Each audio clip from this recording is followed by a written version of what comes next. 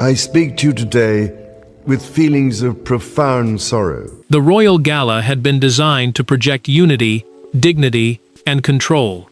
Then Prince Harry crossed the room, ignored the place prepared for him, and lowered himself into the chair reserved for Prince William. King Charles saw it happen. He did not argue, summon an aide, or demand an explanation. The monarch simply rose from the head table and walked out, leaving the entire royal gathering frozen behind him. Before we go deeper into what this really means for the royal family, make sure to subscribe so you don't miss a single update. St. George's Hall had welcomed royals, diplomats, military representatives, and guests for a charity gala. This was not merely a family dinner, it was a display before people trained to notice every gesture. Each chair had been assigned by rank, duty, and ceremonial order, meaning the formal arrangement that shows who stands where within royal life. William's place beside Charles marked the Prince of Wales as the monarch's principal heir and partner. Harry had received a respectful seat farther down the table, near cousins and non-working family members, and he had acknowledged that seating plan 2 days earlier. Harry arrived moments before the formal address and walked past the place prepared for him. He reached William's chair, pulled it back, and sat down. Charles looked straight at his younger son. Grief struck before anger could rise, because the king did not see a simple breach of manners. He saw Harry occupying the symbolic place of the son carrying the crown forward. The monarch placed his folded speech beside an untouched glass, stood, and left without delivering a word. William entered through a side doorway seconds later and stopped. The future king saw his brother in the chair beside their father's empty place, yet he refused to confront him before the guests. His jaw tightened, but he remained standing. Camilla turned to an equerry, a royal aide who assists senior family members during formal events, and quietly asked whether Harry had been told where to sit. The aide confirmed that he had received the plan personally and accepted it, proving the move had been deliberate. Charles paused before the doors closed and looked back at William. The brief glance carried a clear command: do not react here. The prince understood that the real confrontation would come in private. Harry remained seated, but his confidence weakened when Princess Anne approached and said, "You have no idea what you have just forced him to remember." Charles had left the gala in silence, but to understand why one stolen seat wounded him so deeply, the loyalties and rivalries surrounding that table had to be exposed. For the watching guests, the conflict appeared to be between two brothers and one chair. For King Charles, it was far more painful. William represented continuity, sacrifice, and the future he had spent years preparing. Harry represented love, complicated by distance, resentment, and unfinished grief. When the younger prince occupied the elder brother's place, the king saw every private failure of his family compressed into one unbearable public gesture. Charles moved through the corridor without looking back. The silence around him felt heavier than the gala he had abandoned. William had remained inside the royal system, accepting limits that rarely allowed him to show anger, fear, or exhaustion. Harry had chosen distance, resistance, and the freedom to challenge the rules that once shaped him. Neither path had been painless, but only one son now carried the constitutional burden. The duty of the heir to support the crown and prepare to become sovereign when the time came. The king gripped the edge of a narrow table and asked the aide beside him, "Did William see it?" The answer came softly, "Yes." Charles closed his eyes. His shame was not rooted in protocol alone. William had been publicly displaced while his father watched, and the monarch knew his silence could be mistaken for acceptance. William refused the replacement chair offered by the equerry, a royal aide responsible for assisting senior family members during formal events. "Do not move anyone for me," he said.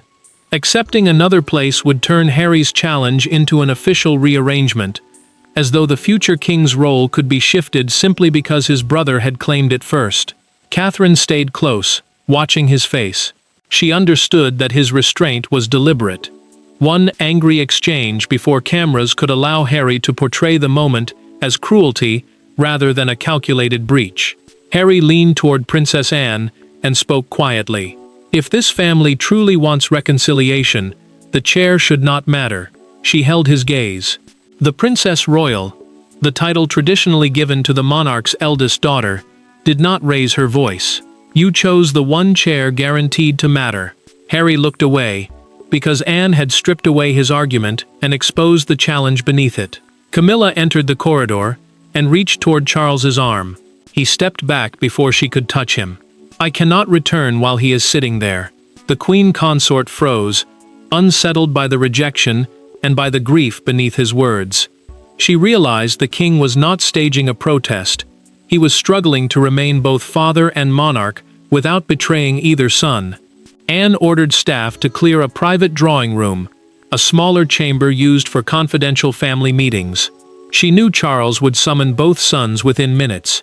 Yet she also knew the Gala had not created this fracture.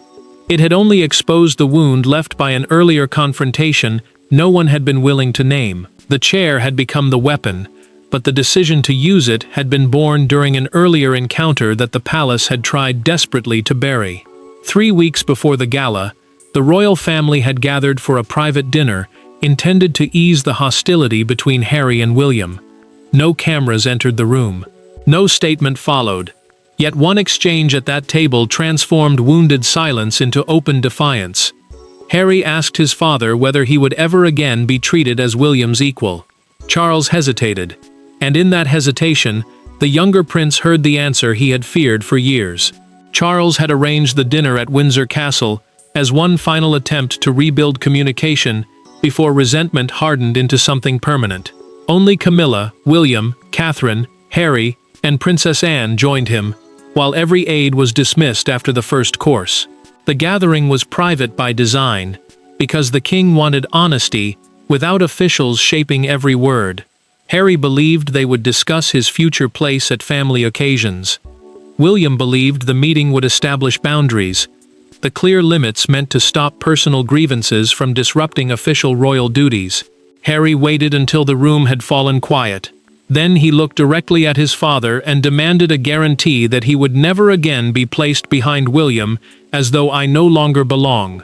Charles lowered his glass before answering. You are my son, but William's place is not mine to redistribute. The words landed with brutal force.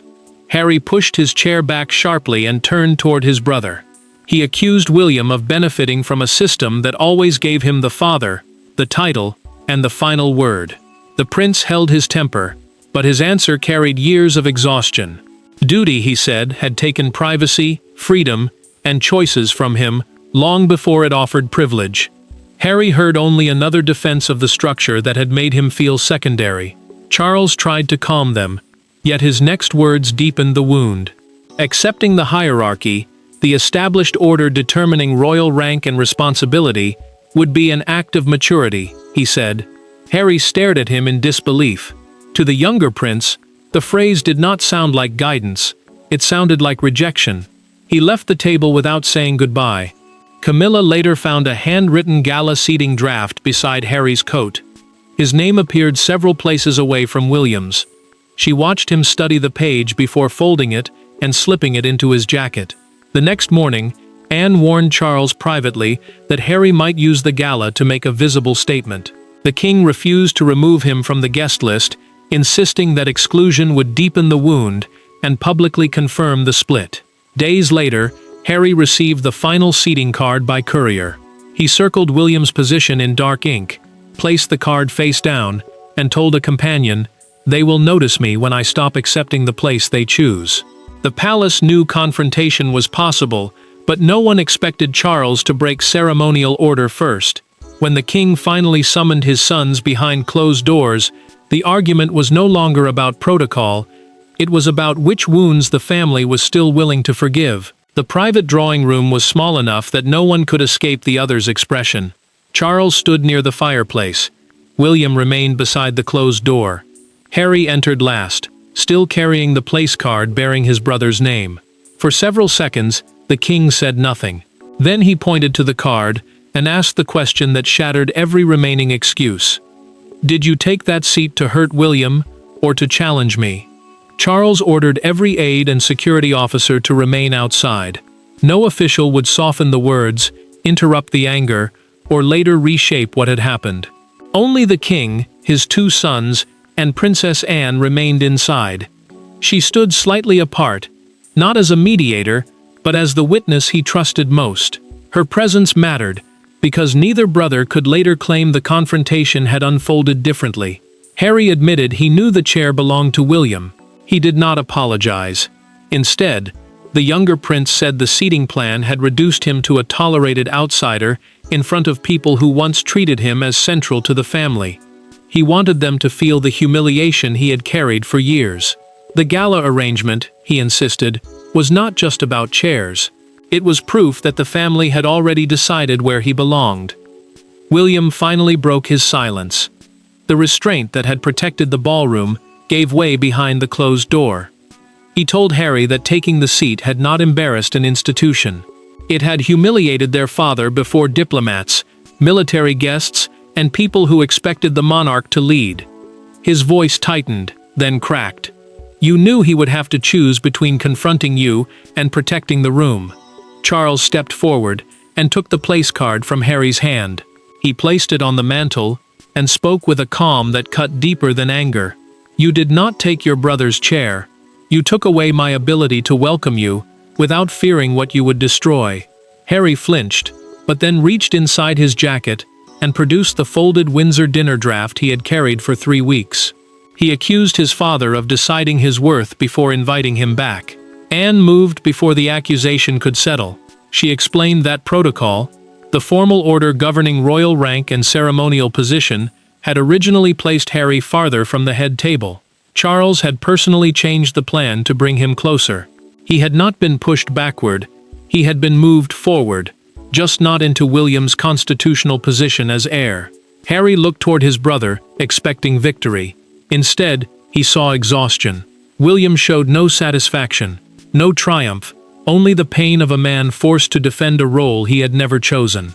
That absence of victory unsettled Harry more than anger could have. Charles then delivered the decision no one expected. The matter would no longer remain a private family dispute. His departure had created a public crisis, and Harry's future attendance at royal occasions would now be formally reviewed. The confrontation exposed the pain, but the power to determine Harry's place rested with more than a wounded father. It rested with the crown Charles was sworn to protect. Charles had spent his life preparing to separate personal emotion from royal obligation. That night, the separation became almost impossible. As a father, he wanted to return to the hall, take Harry aside, and salvage what remained of the evening. As king, he knew that ignoring the challenge would weaken William, confuse the institution, and turn every future appearance into another test of how far private rebellion could bend public order. Charles sat alone at a writing desk after the confrontation and removed his glasses. Outside the room, the Gala committee waited for a decision because the abandoned speech, William's missing seat, and Harry's continued presence had disrupted the entire formal program. The king could control invitations to private royal functions, meaning family events held under his personal authority. Yet ceremonial precedents, the established order showing each royal's rank and public responsibility, could not be rewritten simply to soothe one son's resentment. He could offer Harry access to the family. He could not erase William's position. The monarch looked down at the opening line of his speech. It celebrated unity, duty, and service, but those words now felt painfully hollow. Camilla entered quietly and urged him to return. She warned that the monarchy could not appear shaken by what the public might dismiss as a seating dispute. Charles did not move. "If I return while he is sitting in William's place, I make it official," he said. The queen consort understood immediately. His silence in the hall had protected Harry from public humiliation, but returning without action would humiliate the heir instead. William entered moments later and asked his father not to punish Harry on his behalf. The prince feared that a severe response would strengthen his brother's belief that the institution protected the future king while discarding everyone else. Charles listened, but the request only deepened his conflict. Mercy without limits had already allowed private pain to become public defiance. Anne placed 2 options before him, both drafted by the private secretary, the senior official responsible for managing the sovereign's formal decisions. The first ordered Harry's immediate removal and a public explanation. The second imposed a temporary suspension from major royal events until he accepted written seating and conduct conditions. Charles rejected the first option. Removing his son before the guests would create the spectacle Harry had nearly provoked. He signed the second. Harry could still attend private family meetings, but he would no longer enter ceremonial gatherings without the king's personal approval. The monarch set down the pen and told Anne to deliver the decision herself. He would not hide behind staff. Harry had to know that his father, not an advisor, had drawn the boundary. Before she left, Charles added one final instruction. William must be offered the chance to return alone and deliver the speech the king had abandoned. The king had chosen the crown over immediate reconciliation, and the consequences began the moment Anne carried his signed decision back toward Harry. Harry had expected anger. He had prepared himself for accusation, raised voices, even removal from the building. What he had not expected was a calm decision delivered without spectacle. Anne entered the anteroom, carrying a single signed page, and closed the door behind her. When she told him he was suspended from future ceremonial family events, the defiance in his expression vanished. For the first time that evening, the consequences felt larger than the chair. Anne held the page out and waited. Beyond the door, the gala continued in fragments. Guests were told that Charles was temporarily indisposed, a formal phrase used when the sovereign cannot continue an engagement. Music resumed, but the conversations stayed low.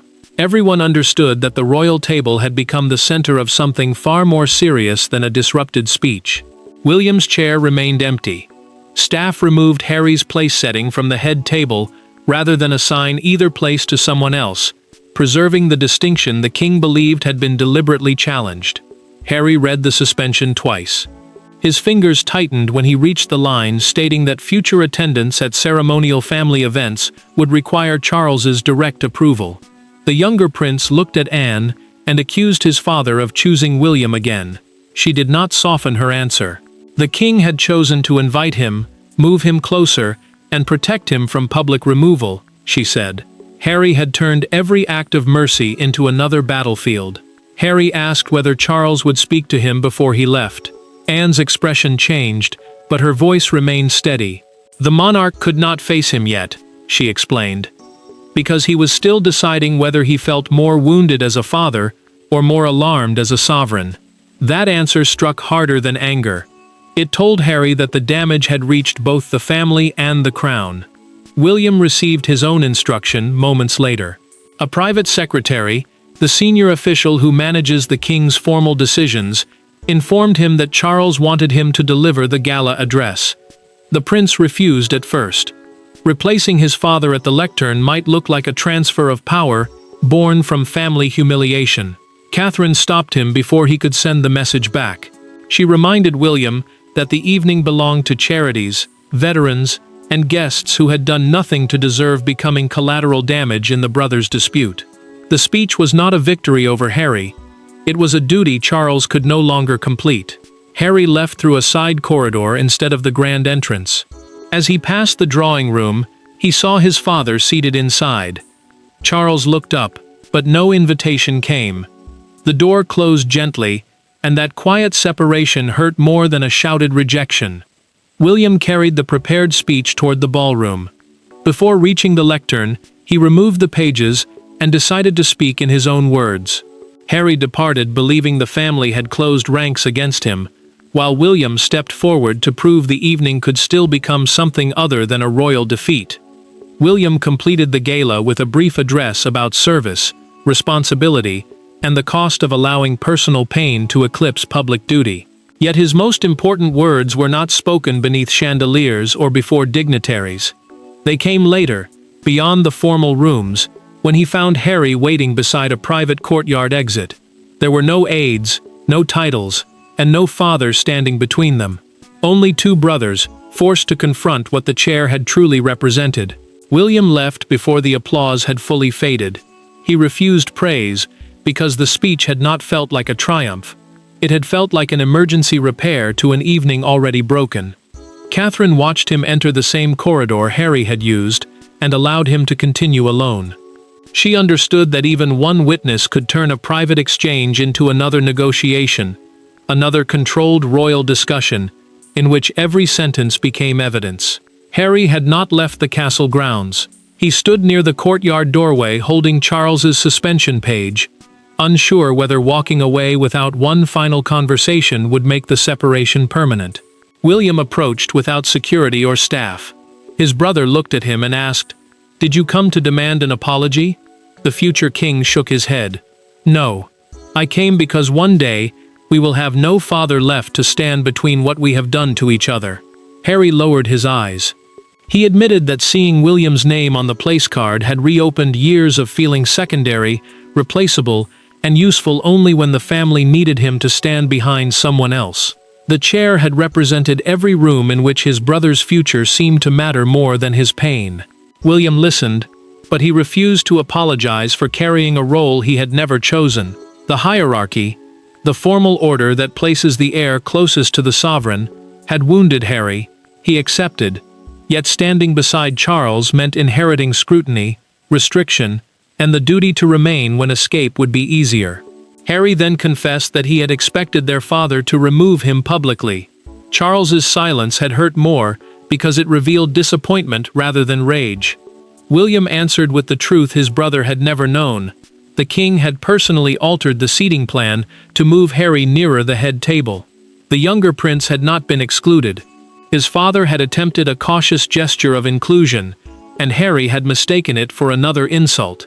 Harry unfolded the suspension page and smoothed it against the stone ledge. He handed William the stolen place card.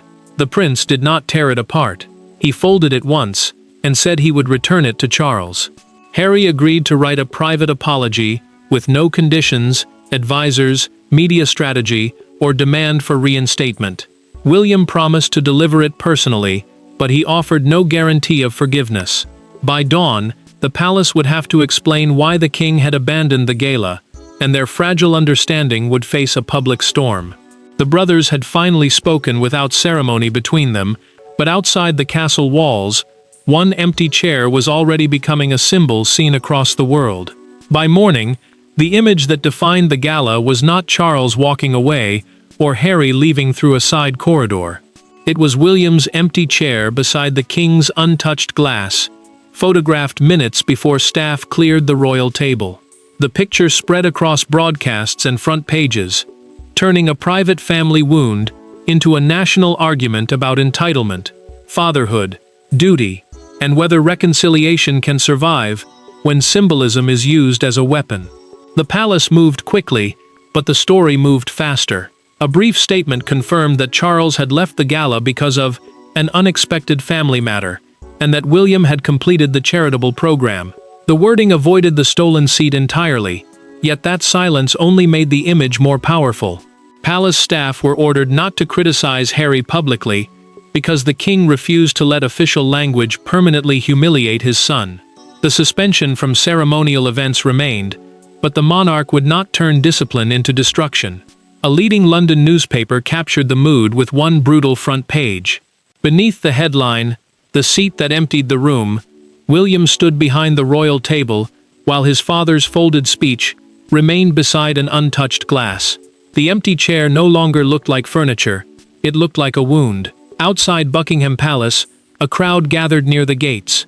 One supporter placed 2 cards against the railing. The first read, "Duty Matters." The second read, "Families Must Heal." Together, they captured the conflict better than any speech. The public understood that Harry had crossed a line, but many also saw a family still trapped beneath years of pain. Charles watched the morning broadcast alone. When the presenter described his departure as an explosion of royal fury, he switched off the television. Anger would have been easier, he said quietly. Disappointment was different. It carried love, memory, and the unbearable knowledge that the person causing the wound still mattered. Harry saw the same front page and understood the failure of his protest. The image did not show him occupying power, it showed the absence he had created. What he meant as defiance had become evidence of fracture. William entered the private library later that morning, carrying the stolen place card and Harry's handwritten apology. He placed both before Charles. The king read the letter without speaking, then asked whether the words had truly come from his younger son. The prince confirmed there had been no advisors, media strategy, or demands attached. Charles did not cancel the suspension. Instead, he removed a prepared public reprimand from the official statement, the palace notice used to communicate the sovereign's position. It was a restrained gesture, but William recognized it immediately. Harry's apology had reached their father, even if forgiveness had not. One letter could not restore what years had damaged. Yet the king now faced the final choice: define the Gala as unforgivable rebellion, or as the boundary that finally forced honesty into the open. The world had judged the empty chair, but only Charles could deliver the final verdict on what Harry's act meant for their family and for the monarchy. Charles did not erase the suspension, excuse the insult, or pretend that Harry's apology repaired years of distrust. He also refused to let one reckless act become the final definition of his son. The king's verdict was neither banishment nor immediate forgiveness. It was a boundary. Harry would remain loved as family, but royal privilege would no longer be used to challenge William's duty or force private pain into public ceremony. Charles summoned both sons to Windsor the morning after the gala. No advisors entered the room, and no aide was permitted to shape the conversation. The king placed 3 objects side by side on the table: the stolen place card, the signed suspension, and Harry's handwritten apology. Each one carried a different truth. One represented the challenge, one the consequence, and one the first attempt to repair what had been broken. The monarch looked at Harry and explained that ceremonial positions could never become bargaining tools in family disputes. Ceremonial position meant the formal place assigned to a royal according to duty, rank, and succession, the lawful order determining who follows the sovereign. William's chair did not prove that he was loved more. It showed the burden he carried as the heir expected to support the crown and one day inherit it. Harry did not defend himself. He apologized directly to Charles and William without blaming the seating plan, the palace, or years of resentment. I wanted you to feel my exclusion, and instead I created more of it. The younger prince lowered his eyes after speaking, and for once, no demand followed the apology. Charles answered with equal honesty. He said walking out had not been intended as punishment. Remaining would have forced him either to humiliate Harry publicly or silently betray William while the future king stood displaced before the room. The monarch had chosen withdrawal because every other option would have wounded one son to protect the other. William accepted the apology, but he refused to call the damage repaired. Trust, the prince warned, would return through repeated private actions, not dramatic gestures staged before an audience. Harry agreed. For the first time, he accepted that reconciliation could not begin with demands for equal ceremonial status. Charles then delivered his final decision. The suspension would remain for 6 months. Harry could attend private family gatherings, but no royal gala, state ceremony, or official procession without the king's approval. After 6 months, his conduct would be reviewed personally. The monarch returned the place card to William. The future king placed it before Harry instead. A chair can show a position. It cannot decide whether we are brothers. Harry left it untouched. The palace later confirmed that William's role remained unchanged, and that Harry had accepted the conditions. No accusations followed. Donations to the Gala charities increased after the prince's speech redirected public attention toward service. Love without boundaries can become surrender. Authority without compassion can become cruelty. Charles chose neither. He protected William's duty, confronted Harry's behavior, and left a disciplined path back into the family. The gala began with a stolen chair and a king walking away. But it ended with every man accepting his true place, not as rivals competing for importance, but as a father and 2 sons finally facing the cost of their choices. Thanks for watching. Please don't forget to like and subscribe, and we will see you in next one.